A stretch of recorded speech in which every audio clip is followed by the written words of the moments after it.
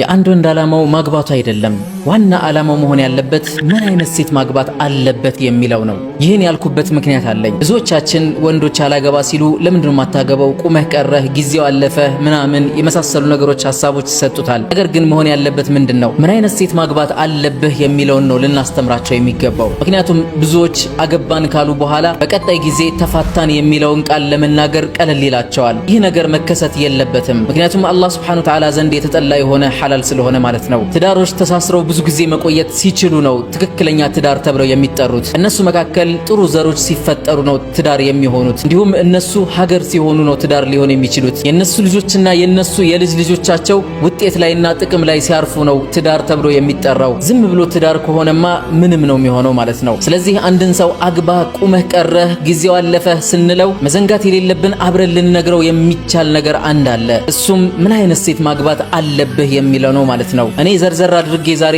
ልነግርህ እፈልጋለሁ። አንደኛ አለይከ ቢዛቲ ዲን፣ የዲን ባለቤት በሆነችው አደራህን። ምክንያቱም ባንተ ዘር ውስጥ ያሉ ትውልዶችም ዲንን እንዲረዱ ቀላል ይሆንልሃል። ለዚህም ነብዩ መሐመድ ሰለላሁ ዐለይሂ ወሰለም እንዲህ ብለዋል፣ አልኡሙ መድረሰቱል አውላድ፣ አንዲት እናት እኮ የልጆች መድረሳ መማሪያ ናት፣ ትምህርት ቤት ናት በማለት ገልጸዋታል። ሁለተኛው ደግሞ አለይከ ቢልመርአቲ ሷሊሐ አልማዕሩፈቲ ቢልአኽላቅ፣ አኽላቋ በጣም የታወቀ የሆነና መልካም የሆነ ስነ ምግባር የተሟላ የሆነ ያላት ያቺ ሴት ላንተ የምትገባ የሆነች ሴት ናት። ሳሊህ የሆነች ሴት መሆን አለባት። መልካም የሆነች ሴት ማለት ነው። ምናልባት ያቺ ሴት ሳሊህ ካልሆነችና አኽላቋ ጥሩ ካልሆነ ረጅም ጊዜ እሷ ጋር ላትቆይ ስለምትችል አስቀድመህ ስታገባ ሁለተኛውን ነጥብ እንዳትረሳው። ሶስተኛው ደግሞ ሲለቱ ረሂም፣ ዝምድና መቀጠል ላይ ያላትን አቋምም ልታውቅ ይገባሃል። እሷ ምንም ያክል ባዳ ብትሆን እንኳን አንተም በማግባቷ የተነሳ ዝምድና እንደጀመረች ልታውቅ ይገባታል። እናት አባቶችህን የምትወድልህና እናት አባቶችህን እንደ ቤተሰብ የምትቀበል የሆነች ሲለቱ ረሂም፣ ዝምድና መቀጠል ላይ ጎበዝ የሆነች ሴት መሆን አለባት። ዝምድናን የማትወድ አይነት ሴት ከሆነች፣ እናት አባትህን ወንድም እህቶችህን የምትጠላ አይነት ሴት ከሆነች በጣም አደጋ ልታመጣብህ ትችላለች። ምክንያቱም ነብዩ መሐመድ ሰለላሁ ዐለይሂ ወሰለም ዝምድናን የቆረጠ ሰው እኮ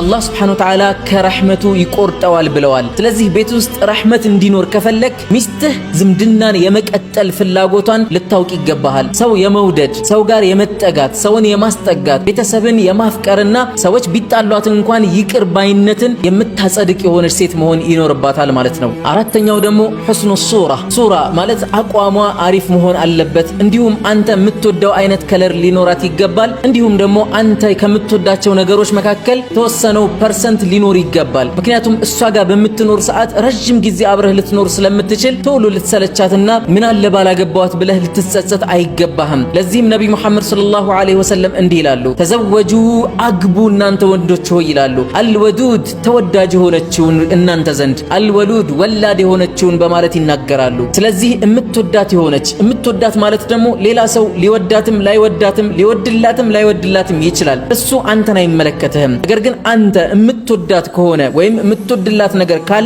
ወደፊት እየተሳብክን የምትመጣበት መንገድ ከሷ ጋር አለ ማለት ነው። አምስተኛው ደግሞ ላ ቱከሊፉ ዘውጀሃ ማ ላ ዩጢቅ፣ እሱ የማይችለው ነገር ላይ ማስገደድ የማይመቻት የሆነች ሴትን ልታገባ ይገባሃል። አንተ የሌለህ ነገር ላይ ከየትም ብለህ አምጣ እፈልጋለሁ ብላ የማታስጨንቅህ የሆነች ሴት፣ የምትረዳህ የሆነች ሴት፣ በአሁን ሰዓት አንተ ያለህበትን ሁኔታ ተረርታ ቀለል አድርጋ ነገ ወዲያ ይሆናል አብሽር ሐቢቢ የምትልህ አይነት ሴት ያስፈልግሃል። የዚህ ሴት መገለጫ ደግሞ ምን አይነት ሴት መሰለችህ? ኢንጃአል ማሉ ሸከረት፣ ገንዘብ ከመጣ ታመሰግናለች አልሐምዱሊላህ። እንዲሁም ሸከረት ደግሞ አንተንም ታመሰግናለች። ለኛ ስትል ጧት ወጥተህ እስከ ማታ ለፍተህ ገብተህ ገንዘብን በእምነት ደግሞ አምጥተህ ለኛ እያዋልክ ነው። አንተን ለማመስገን ጊዜ የማታባክን ሴት ናት ይቺ ሴት ማለት ነው። ወኢን ዳቀል ሐሉ ሰበረት፣ ጉዳዩ ጠበብ ካለባትና አጨናናቂ ነገር ከመጣባት ሶብር ታደርጋለች። ይህ የመጣው ከአላህ ዘንድ ነው። አላህ ሊፈትነን ፈልጎ ነው። ስለዚህ የአላህን ፈተና በሶብር እናልፈዋለን በማለት እሷም ሶብር ታደርጋለች፣ አንተንም ሶብር እንድታደርግ ታደርግሃለች ማለት ነው። ከቅድሙ የቀጠለው ደግሞ ሰባተኛው ተኻፉላህ